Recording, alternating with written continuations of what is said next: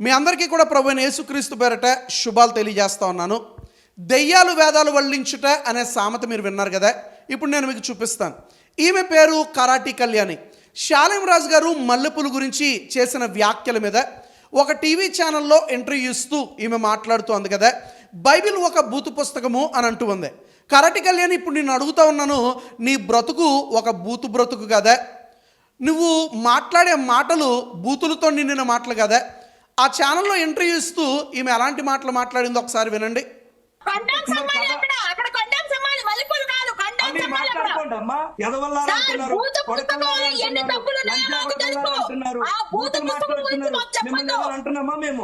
నీ నోటి నుంచి వచ్చే మాటలు ఎలాగున్నాయా, లేకపోతే నువ్వు నటించిన క్యారెక్టర్స్, నీ బ్రతుకు కూడా ఇలాగే ఉందా తేల్చేద్దాం ఒకసారి. ఈమె యాక్ట్ చేసిన ఏ సినిమా చూసినా ప్రతి సినిమాలో కూడా ఈమె సంఘాన్ని లేదా సమాజాన్ని తప్పుత్రోవ పట్టించే క్యారెక్టర్లే తప్ప ఏవి కూడా మంచి క్యారెక్టర్లు వేయలే. ఒక సినిమాలో ఈమె యాక్ట్ చేసిన క్యారెక్టర్ ఏంటో తెలుసా, పైట జారిపోతూ ఉంటుంది, మరలా పైట సర్దుకుంటూ ఉంటుంది. హీరో అడుగుతాడు, ఏంటమ్మా నీ పైట జారిపోతుంది అని అడిగితే ఈమె అంటది కదా, మిమ్మల్ని చూడగానే నా పైట జారిపోతుందండి అంటది. ఈ క్యారెక్టర్ ద్వారా నువ్వేం నేర్పుతామనుకున్నావు సమాజానికి, నువ్వేం మెసేజ్ ఇద్దామని ఇలాంటి క్యారెక్టర్స్ యాక్ట్ చేసావు నువ్వు? ఆడదాని బయట జరిగితే యుద్ధాలే జరిగిపోతాయి. ఏదో మిమ్మల్ని చూసి కంగారులో వెళ్ళొస్తాను సార్. మళ్ళీ జారింది. సారీ సార్, సేఫ్టీ పిన్ పెట్టుకున్నా కూడా జారిపోయింది సార్. మామా ఓ పని చేయమను, చీర కట్టుకోవడం మానేమంటారా సార్? తమాస్ మగాళ్ళ మధ్య తిరగడం మానేసి పదండి. కూర్చోండి. నమస్తే సార్. అబ్బా, ఈ క్యారెక్టర్ నీకు బూతు క్యారెక్టర్గా అనిపించడం లేదా? ఇలాంటి క్యారెక్టర్స్ నటించి ఇప్పుడు సినిమాలు లేకపోయేసరికి సంఘ సంస్కర్తగా, స్త్రీలను ఉద్ధరించేదానిగా ఏదో పెద్ద ప్రగల్భాలు పలుకుతూ ఉంది. కానీ ఈమె యాక్ట్ చేసిన క్యారెక్టర్లన్నీ కూడా ఇలాంటి క్యారెక్టర్లే. మరొక మాట ఈమె అదే ఇంటర్వ్యూలో అంటూ ఉంది కదా,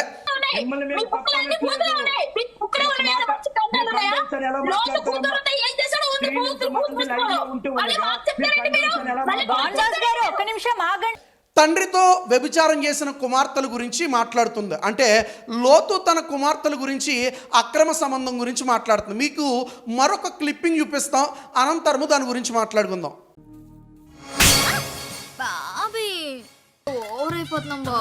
తప్పే ఉందే, వయసులో ఉన్న వాళ్ళు చేసే పనేకైతే బాబే మధ్య కొంచెం ఫ్యాట్ అయింది. నీ కంఫర్ట్ గానే ఉందిగా, సూపర్. ఈ సినిమాలో కరాటి కళ్యాణి బ్రహ్మానందం గారితో అక్రమ సంబంధం ఉన్న క్యారెక్టర్ నటించింది. నేను అడుగుతున్నాను, కరాటి కళ్యాణి, బ్రహ్మానందం గారు నీ తండ్రి సమానులు గారా? బ్రహ్మానందం గారు నీ యొక్క తండ్రి ఏజ్ ఉన్నవారు కదా, అలాంటి వారితో నువ్వు అక్రమ సంబంధం పెట్టుకున్న క్యారెక్టర్లో నటించి సమాజానికి నువ్వు ఎలాంటి మెసేజ్ ఇద్దామనుకున్నావు? నీ బ్రతుకు ఒక బూతు బ్రతుకు కదా. కేవలము ఈ సినిమా మాత్రమే కాదు, ఏ సినిమా చూసినా డబుల్ మీనింగ్ డైలాగులు, ఎక్స్పోజింగ్, లేకపోతే అక్రమ సంబంధాలు ఉన్న క్యారెక్టర్లు తప్ప ఈమె యాక్ట్ చేసిన క్యారెక్టర్లు మరేమీ కూడా లేవు. ఇప్పుడు సినిమాలు లేకపోయేసరికి సంఘ సంస్కర్తగా, స్త్రీలను ఉద్ధరించే ఒక గొప్ప వ్యక్తిగా, శక్తిగా ఏదో మాట్లాడుతుంది. కానీ ఈమెకి అంత సీన్ లేదంటాను నేను. కొద్ది కాలమేమో సినిమాల్లో, మరికొద్ది కాలమేమో కరుణాకర్ సుగ్న దగ్గర. ఇప్పుడు ఎవరి దగ్గర సినిమాలు లేకపోయేసరికి, ఎవరో ఆదరించకపోయేసరికి ఒక కొత్త పార్టీ స్థాపించుకుని ఈమె సంఘ సంస్కర్తగా చెప్పుకుంటా ఉంది. టీవీలో ఈమెను పిలవడానికి గల కారణం ఏంటో తెలుసా?